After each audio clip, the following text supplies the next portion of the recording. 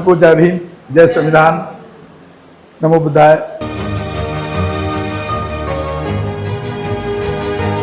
तो सुनिए, आप जब स्टेशन मास्टर का मुंह सिकड़ गया, उसके बाद वो कहने लगा भाई, अब वो चला गया वहां से महारत सुनते ही। फिर वो देखा कि ये तो फिर नहीं गए, 1-2 घंटे बाद वहीं खड़े रहे। फिर आया कि भाई क्या हुआ, क्या जी अभी तक आए नहीं है लेने। फिर बाबा साहब उससे बोलते हैं, दोनों भाई मिलकर के, क्या तीनों मिलकर के, क्योंकि बाबा साहब एक्टिव थे ज़्यादा बचपन से, तो क्या हमें कोई ऐसी बैलगाड़ी मिल सकती है कि हम यहाँ से बैलगाड़ी से गोरेगांव तक चले जाएं। उन्होंने कहा भाई बैलगाड़ी आपको तो कोई देगा ही नहीं।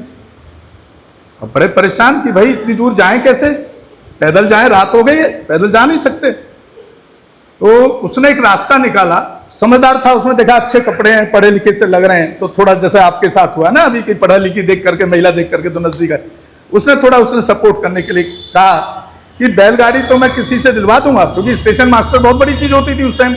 वहां जितने भी रह रहे बैलगाड़ी जो भी चलते, आज भी जो ऑटो चलते होंगे, वो स्टेशन मास्टर की बिना परमिशन के वहां पर लगा भी नहीं सकते हैं, नहीं तो बिना हफ्ता पैसा दिए। तो उसने कहा भाई मैं बैलगाड़ी तो आपको दिला दूंगा, लेकिन क्या बैलगाड़ी आप खुद चला सकते हो, क्योंकि बैलगाड़ी वाला आपको बिठा करके गाड़ी नहीं चलाएगा, आपकी गुलामी, मतलब आपके लिए नौकरी। भाई अगर वो बैलगाड़ी चलाएगा तो बाबा साहब की नौकरी कर रहा है ना, तो वो गाड़ी नहीं चलाएगा, बैलगाड़ी आपको खुद चला सकते हैं। तो बाबा साहब के जो बड़े भाई थे बोले हाँ हम खुद चला लेंगे। इस कंडीशन पे उनको एक बैलगाड़ी मिल जाती है और वो चलाने के लिए, अब आप देखिए कितना दर्दनाक सिचुएशन है, कितनी दर्दनाक स्थिति को बाबा साहब ने झेला कि जो बैलगाड़ी वाला है उस बैलगाड़ी के साथ पैदल पैदल चल रहा है, लेकिन ना उस गाड़ी में बैठा, ना उस गाड़ी के बैलों को हाँका उसने। कितना दर्दनाक है। उस शख्सियत ने हमारे को यहाँ तक खड़ा किया। मैं तो अपने आंसू नहीं रोक पाता हूँ जब उनके जीवन को पढ़ता हूँ। तो बैलगाड़ी के साथ साथ जब चल दिया, अब रात को भूख भी लगने लगी।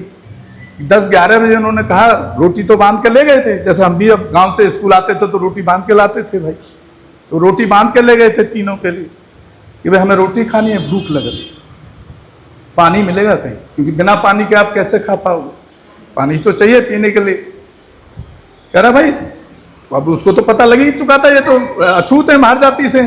कह रहा भाई आपको पानी तो नहीं मिलेगा। कह रहा कहीं तो कुछ सोर्स होगा।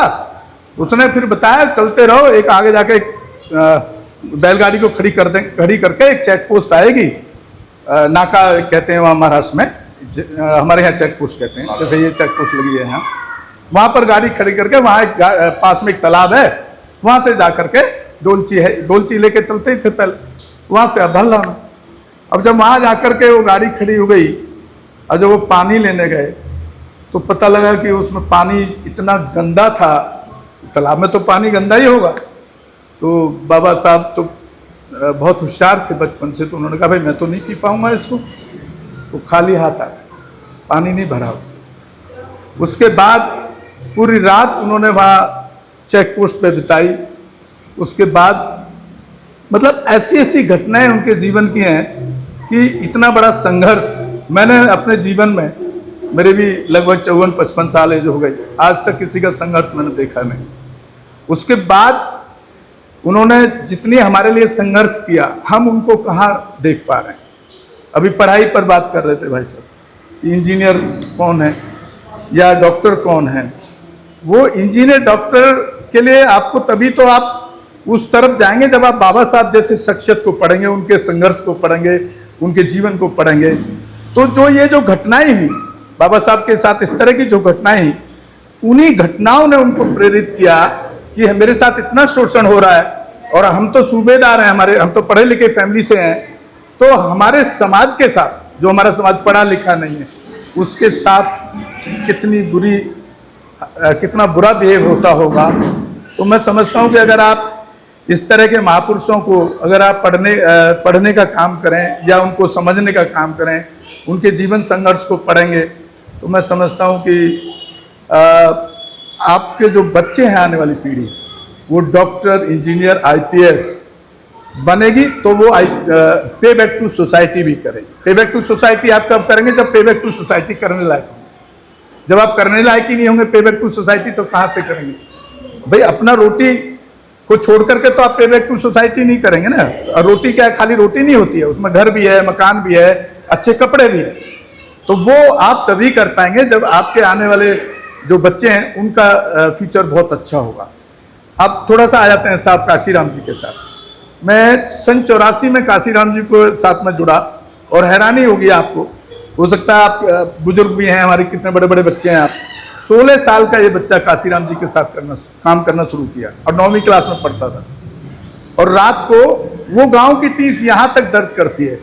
ये भाई साहब के पड़ोस में डिफेंस कॉलोनी है, वहाँ पर रात को 9वीं क्लास में चौकीदार की नौकरी करने जाता था रात को। उससे जो पैसा मिलता था उससे मैंने पढ़ाई की 9वीं 10वीं में, और साथ में पे बैक टू सोसाइटी काशीराम जी के बैसपा के लिए रात दिन काम किया। लेकिन आप देखिए काशीराम जी का संघर्ष देखिए, मायावती और काशीराम जी में जमीन आसमान का फर्क है। मायावती राजाशाही जिंदगी जीती है और काशीराम जी ने अपने जीवन के अंदर ना कोई उनका अकाउंट है, आज तक भी कोई अकाउंट नहीं है, ना अपने घर गए ना किसी मरे गए। अब मुझे कई बार गांव में भी हमारे यहाँ डेथ हो जाती है तो कई लोग सोचते होंगे यार वैसे तो बड़ा बोलता है लेकिन किसी की डेथ में भी नहीं दिखता, आता ही नहीं है यार ये बंदा तो गांव। कई लोग मुझे इनवाइट भी नहीं करते, शादी ब्याह में नहीं करते, तो मैं कह रहा हूँ बहुत अच्छी बात है, क्योंकि वो टाइम मैं किसी के शादी ब्याह में जाकर के बिताऊं, उससे अच्छा मैं उस टाइम को अपने समाज को देना पसंद करता हूँ। काशीराम साहब कभी किसी के डेथ में नहीं गए, कभी किसी के जन्मदिन में नहीं गए, कभी किसी के मरे में नहीं गए। अपना एक एक मिनट महात्मा ज्योतिबा फूले को पढ़ने में लगाया, पेरियर को पढ़ने में लगाया, ललाई सिंह यादव को पढ़ने में लगाया, जितने भी हमारे महान पुरुष हैं बुद्ध को पढ़ने में लगाया, तब जाकर के लास्ट का रिजल्ट दिया उन्होंने। अब थोड़ा सा मैं काशीराम जी के बारे में बता रहा था, तब जाकर के उन्होंने एक मूवमेंट को इस लेवल पर खड़ा किया कि आपके समाज की, आपकी बिरादरी की बेटी 4 बार उत्तर प्रदेश की मुख्यमंत्री बन गई।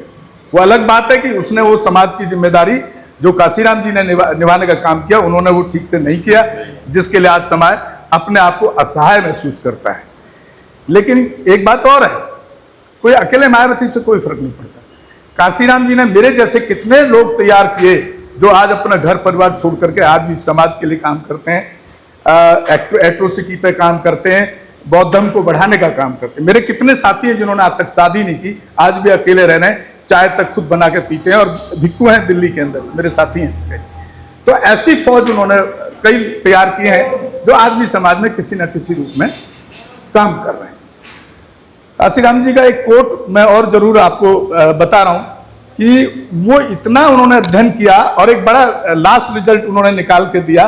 उन्होंने कहा राजनीतिक आंदोलन चले ना चले, राजनीतिक पार्टी एक स्वार्थ हो सकता है, कुछ भी हो सकता है, लेकिन सामाजिक आंदोलन जिस पर हमारे जैसे लोग काम कर रहे हैं, वकील साहब जैसे काम कर रहे हैं, संजीव जैसे काम कर रहे हैं, ये लोकेंद्र भाई, ये किसी लालच के लिए नहीं कर रहे, ये किसी राजनीतिक प्लेटफॉर्म को आगे बढ़ने के लिए नहीं कर रहे, सिर्फ सामाजिक मूवमेंट का काम कर रहे हैं। और ये काशीराम जी का ही कहना था कि राजनीतिक आंदोलन चले या ना चले, लेकिन सामाजिक आंदोलन चलते रहना चाहिए। और सामाजिक आंदोलन यही है जो काम हम आपके बीच में, आप हमें सुन रहे हैं या आप अपनी बात रख रहे हैं, आपके क्वेश्चन को आप रख रहे हैं हमारे सामने, उसका जवाब देने की क्षमता हम रखते हैं, यही एक सामाजिक आंदोलन है। दूसरा, आप बाबा साहब की जिंदगी से एक निचोड़ और निकालिए, उसमें मैं बहुत तकलीफ में महसूस करता हूं जब समाज की स्थिति, मुझे नहीं लगता जितनी भी महिलाएं बैठी हैं यहाँ पे, इनमें से शायद 2-4 की तो मैं नहीं कह सकता, अभी 1-2 कुछ कम भी हो गई हैं, लेकिन काफी थी और आज पहली बार ज्यादा आई हैं तो मुझे बहुत अच्छा लग रहा है। कम ही देखता हूं, नहीं तो कम आती हैं महिलाएं। आप मुझे एक बात बताइए, किसने पूजा छोड़ दी? ये बड़ा सवाल, बहुत कठिन सवाल है और बहुत ही, देखो मेरी भाभी बैठी है एक बहुत पुरानी, वो उनको मैं समझाते समझाते थक गया, आज भी नहीं छोड़ी, हाथ नहीं उठा ना ऊपर, मैं समझ गया। उनके घर मेरा पारिवारिक आना जाना रहा है, तो अब आप देखिए कितने 3 से 4 है बस। ये बड़ा दुख का बात है, ये बहुत ही दुख की बात है। और दुख की बात इसलिए है कि बाबा साहब अम्बेडकर ने पूरी जिंदगी का जो मेहनत का निचोड़ है वो बाद में हिंदू धर्म को इसलिए छोड़ा, पूरी जिंदगी के निचोड़ को, पूरा जो उनका संघर्ष है, पूरी उनकी जो पीड़ा है, उनकी जो तकलीफें उन्होंने झेली, बाद में उसका एक रिजल्ट हम लोगों को दिया, हमारे समाज को दिया कि आपको जितना जल्दी हो सके उस हिंदू धर्म को, मैं तो बहुत गंदी भाषा इस्तेमाल करता हूँ, आज नहीं कर रहा हूँ, छोड़ देना चाहिए। आप महिलाएं इसलिए नहीं कर रहा हूँ, ऐसे धर्म में जिसमें आपको, ये खुद जेल का ही ना भी उसका मुंह बन गया था, तो आप उस धर्म को ढो क्यों रहे हो भाई?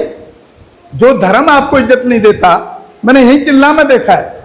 आज भी जिनकी ब्राह्मणवादी मानसिकता सोचे ना, जो बाबा साहब को नहीं पढ़े, वही समाज के लोग हैं चौक पर खुल करके बोलते हैं अरे चमार है, चूड़ा है, ऐसे बोलते हैं आज।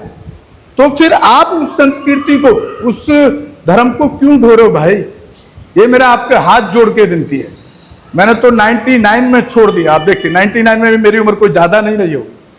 99 में बाकायदा एक बड़ा प्रोग्राम किया और सिर्फ धर्म छोड़ने के लिए 2000 ब्राह्मणवादी लोगों को बुलाया, इनको एहसास कराऊं कि तुम्हारे धर्म में इतनी गंदगी है, और मैं उसको आज लात मारा। 99 के अंदर 2000 लोगों का प्रोग्राम किया, 10 लाख रुपए खर्च किए उनको एहसास कराने के लिए कि तुम्हारे सामने इतना पैसा खर्च करके तुमको खाने से लेकर के हर चीज बढ़िया मिलेगी 5 स्टार लेवल की, लेकिन तुम्हारे धर्म में नहीं रहूंगा।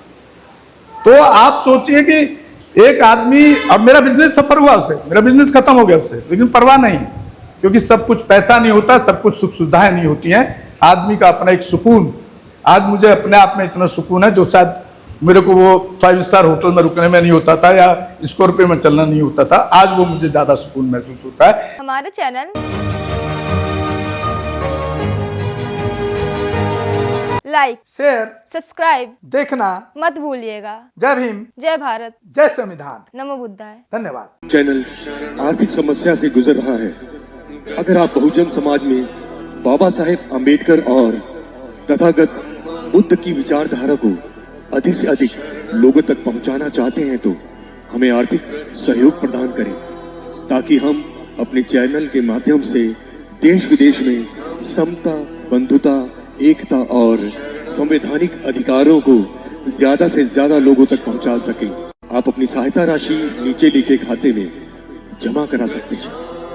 खाता धारक गौतम रत्ना, खाता संख्या 316957686551, IFSC कोड SBIN 0060336, बैंक भारतीय स्टेट बैंक।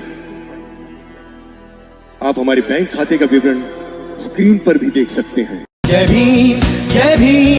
मैं गौतम रत्ना, गौतम फिल्म्स प्रोडक्शन में आपका स्वागत करता हूं। आप हमारे प्रोडक्शन हाउस के अंदर अपना कैरियर बना सकते हैं as a film director, as a producer and actor and actress and editor and cinematographer also. अगर आपको फिल्म से रिलेटेड कुछ भी प्रोजेक्ट आपको बनवाना है तो हमारे पास में पूरा सेटअप है, जिसमें फिल्म कैमरा है, शूटिंग लाइट्स है और एडिटिंग है। सारा A to Z एक ही जगह पर आपको हमारे यहाँ पर मिल जाएगा। तो दोस्तों आप हमें कांटेक्ट कर सकते हैं हमारे नंबर्स पर 9810085714